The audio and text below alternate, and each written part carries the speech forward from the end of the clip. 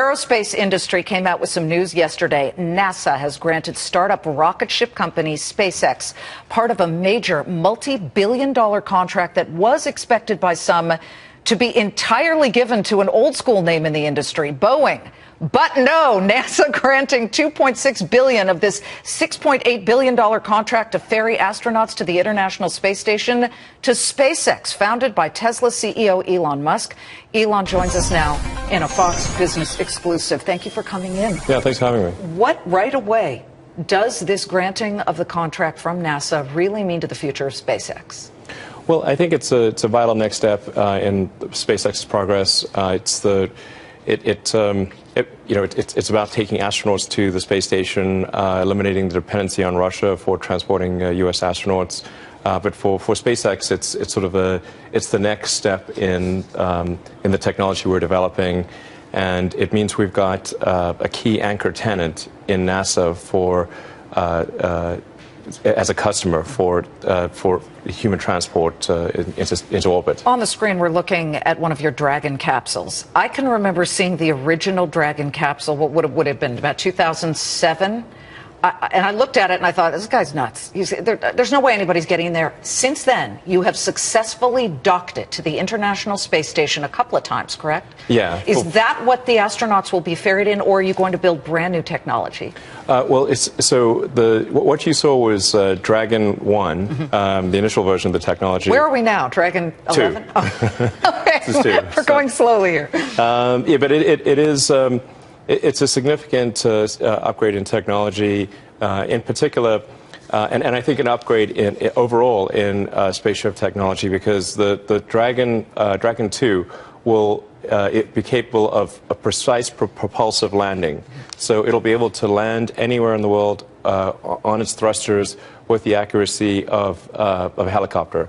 And so if you think of maybe the earliest generation of technology being parachutes to a water landing, that was sort of Apollo, then like the second generation being sort of a winged vehicle, then the third generation, which is what we're doing with Dragon 2, is landing on thrusters with legs, in a precise location. Like if you imagine an alien spaceship landing, that's how it would land. I imagine that all the time. Right, it just comes right down. Elon, when will the first astronaut step inside and go to the International Space Station? Point on the calendar. I think no later than 2017. Late 2017? Well, our internal schedule calls for late 2016, but the nature of complex projects is they often take longer than expected. So I would imagine mid-2017 is the most likely point. Oh, yesterday also some interesting news coming out of Jeff Bezos of Amazon and his space company, Blue Origin. Who knew he had I knew he had one because I've covered you guys, and we call you the Space Cowboys, etc. But you look at the news, and he's going to be banding together with Boeing and Lockheed to create an engine for Boeing's, I guess, Atlas rocket. The three of them have pretty deep pockets. Did you worry about that and say those three banded together could crush SpaceX? Well, I mean, it's certainly a good compliment. I mean, if all your competitors are banding together to sort of attack you, that's like a good compliment, I think. Very sincere compliment. I mean, domestically, we have essentially everyone ganging up against us: Boeing, Lockheed, and Blue Origin, Jeff Bezos' company. And then on the international front, we battled the Russians, and Putin announced several months ago that he was going to add $30 billion to the Russian space program, in part to compete against SpaceX. That must have felt good. Yeah. Yeah. Although now you've got security. Lots more security. Putin's coming after you. Yeah, exactly. And then on our European competitor, Ariane, which is several European countries banding together, they've actually... Their Ariane 6 rocket is specifically geared towards competing with SpaceX, and they're even waiving country-by-country production requirements, because normally they piece out the the parts of the rocket to various countries. So this is all great for you guys. I had a good-spirited conversation with my coworker Stuart Varney this morning, where I said you're a job creator, and he said you're addicted to government money because you're getting the NASA space contract, and then of course with the Gigafactory you're getting tax breaks of about $1.3 billion from the state of Nevada. I think it's great. I think I look at this and I say, don't we want to keep these companies, and then they create jobs? What is the real job creation of what will be the Gigafactory in Nevada? We've heard everything from 6,000 to 6,500. Can you give us a number? Yeah, I expect in terms of direct jobs at the Gigafactory, it's probably some number well in excess of 6,000. I mean, long term, it's probably, in terms of direct jobs, I don't know, it could be upwards of 10,000. And then there's a multiplier effect, because every job at the factory, then you have teachers, doctors, lawyers, plumbers, electricians.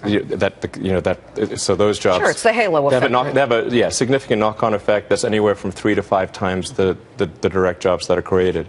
But one thing I should point out with respect to the Gigafactory that's, I think, very important is that the tax abatements for the Gigafactory over 20 years. So it's like basically $50 million a year on average for 20 years. This is a factory that will generate revenue on order of $5 billion a year. So we're talking about like 1%. It's a really tiny contribution. And you have the Republican governor rally both sides of the aisle to get this to happen in the state of Nevada. Is picking Nevada for the Gigafactory any kind of indictment on what some perceive to be a negative business climate in the state of California, that you didn't pick California? Yeah, so just to highlight the point you made a moment ago, it is worth noting that the Nevada legislature 100% voted in favor of the deal. All members, both sides of the party, including parts of Nevada that are far away from where the Gigafactory is. So if they had any doubts about it being good for the state, we would have at least seen some people vote against it. And I'd say, like there've been some articles like, we sort of took advantage of Nevada, but that's absolutely not the case. Like, if you think of like Vegas, like Nevada understands what it means to be the house, and the house always wins. Okay, yeah. This is a super winning deal for Nevada. It sure is. We have so much to talk to you about, not just the Gigafactory, but the opportunity to scale up Tesla.